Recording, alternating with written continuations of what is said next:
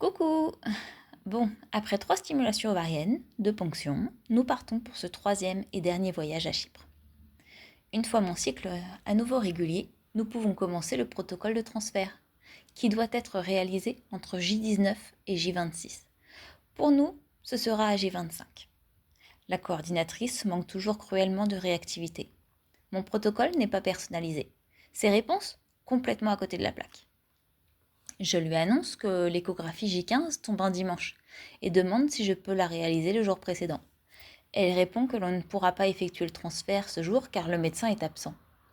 Oui, je réalise que le transfert ne va pas être calé en fonction de mon endomètre, mais des vacances du docteur.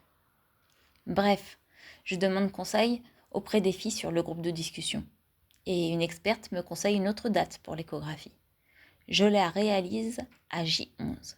Et mon endomètre est déjà prêt à recevoir. Il est entre 8 et 10 mm. C'est la panique. On a posé nos congés, réservé vol, hôtel, taxi. Mais en voyant le résultat de cet examen, la coordinatrice ne fait aucun commentaire et indique que je dois continuer à augmenter les doses de stradiol. Je suis perdue. Si j'augmente, je vais dépasser le pic et finir par déclencher mes règles. Alors j'en parle à nouveau à mon experte. Elle me conseille de baisser les doses pour réussir à maintenir mon endomètre dans cette phase en attendant d'introduire la progestérone. Je réalise une nouvelle échographie à mon initiative quelques jours plus tard pour vérifier si j'ai réussi à maintenir. Incroyable, j'aurais même réduit légèrement.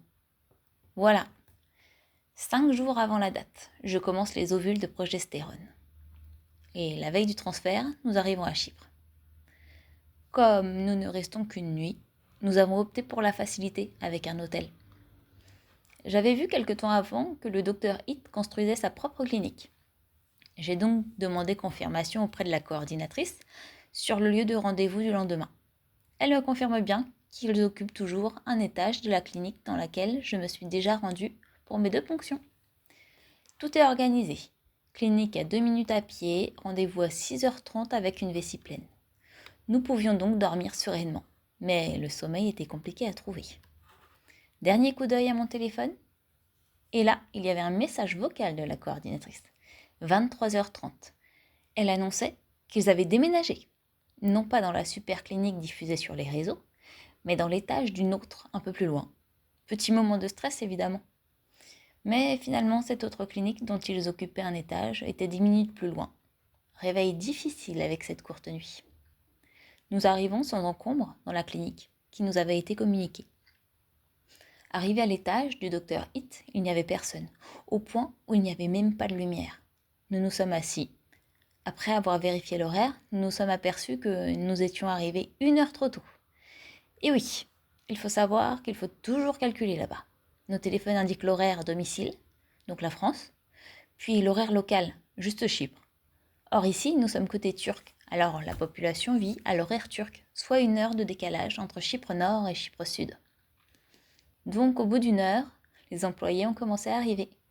Nous avons été installés dans une chambre. Personne ne parlait français. Le temps passe et je me demande si je n'ai pas été oubliée.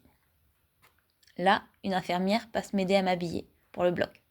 Je garde uniquement mon haut et passe une blouse et des chaussons. Puis il y a encore beaucoup d'attentes. Elle revient me chercher, seule. Me parle mais je ne comprends pas. Je suis assise dans le couloir aux portes du bloc. C'est un balai. Les lits avec d'autres femmes circulent sous mes yeux.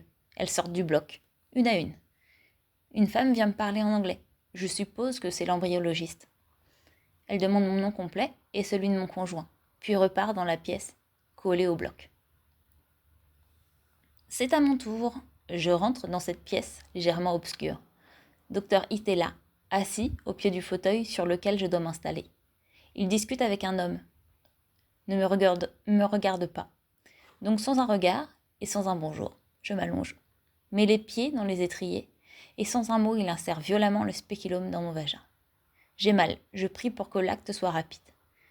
Il y a une femme qui réalise une échographie en même temps qu'il me pénètre avec la canule. Il y a un écran à côté de moi, plutôt orienté pour le médecin, mais je tente d'y voir quelque chose, mais rien. Je n'ai rien vu d'autre que mon utérus, enfin je crois. Terminé. Il enlève l'outil aussi vite qu'il l'avait mis, puis disparaît dans la pièce d'à côté avec son compère. Les infirmières s'occupent de moi. Je dois me hisser sur le lit et garder les jambes fléchies.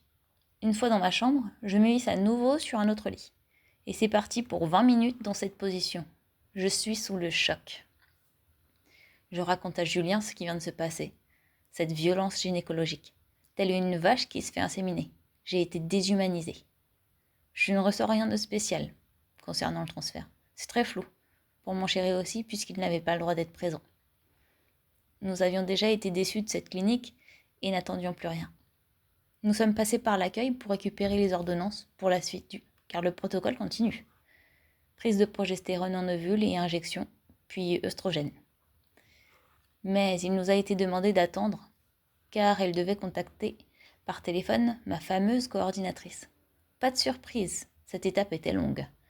Puis nous avons attendu qu'une infirmière francophone arrive pour nous expliquer. Lors de l'attente, nous avons vu passer plusieurs femmes encore endormies sur leur lit, donc certainement des ponctions. Le docteur avait sans doute enchaîné les transferts, puis les ponctions. Rattraper le retard ? Est-ce là l'explication de ce manque de compassion ?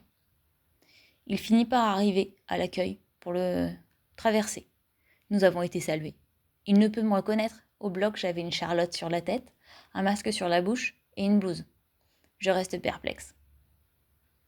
Bref, nous partons avec l'ordonnance et le protocole. Passons devant une pharmacie. Il y en a beaucoup à Famagouste. Les commerces apprécient les paiements en euros, au point où le prix des produits est négociable si achat en espèces. Nous prenons donc le nécessaire pour 1 mois de traitement et préparons notre rapatriement. Pas le temps pour du repos. Tout s'enchaîne. Arrivé en France, je conduis 2 heures en pleine nuit pour rentrer au plus vite. Il est 3 heures du matin quand je rentre. Je m'occupe du chat, me pose jusqu'à 4h30 où je dois m'insérer 3 ovules de progestérone. Puis je peux enfin me laisser aller sur le canapé. Mais pas trop longtemps. Mon réveil sonne à 6h30. Une douche bien méritée et la journée de travail pouvait commencer. Après un transfert, il est conseillé de vivre doucement pendant 5 jours. Car c'est la période critique pour l'accroche. Vu le déroulement du transfert et mon manque de repos, je ne me suis pas spécialement ménagée. Alors, à J6, nous avons réalisé un test de grossesse. Il était négatif, sans surprise. Certainement trop tôt, alors pas d'acharnement. Nous continuons le protocole. Mais l'envie de voir ce test positif était trop pesante. Alors le lendemain, J7, je fais à nouveau ce test et cette fois, il est positif. Alors 2 jours après, J9, on reteste. Il était à nouveau positif.